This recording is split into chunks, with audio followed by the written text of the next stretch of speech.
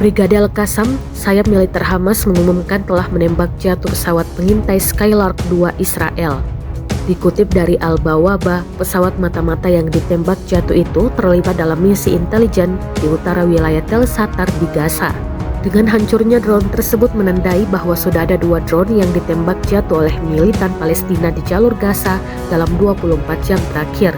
Sebelumnya, Brigade Al-Quds, sayap militer Jihad Islam Palestina, telah berhasil menembak jatuh drone Israel Sky Racing nomor 523 di langit kota Gaza.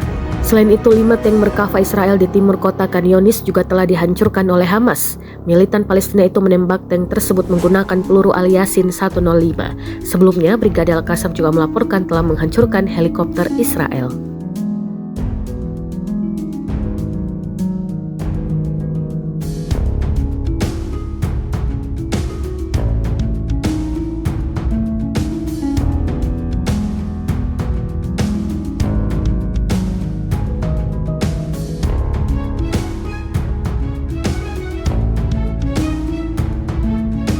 Download Tribun X sekarang, menghadirkan lokal menjadi Indonesia.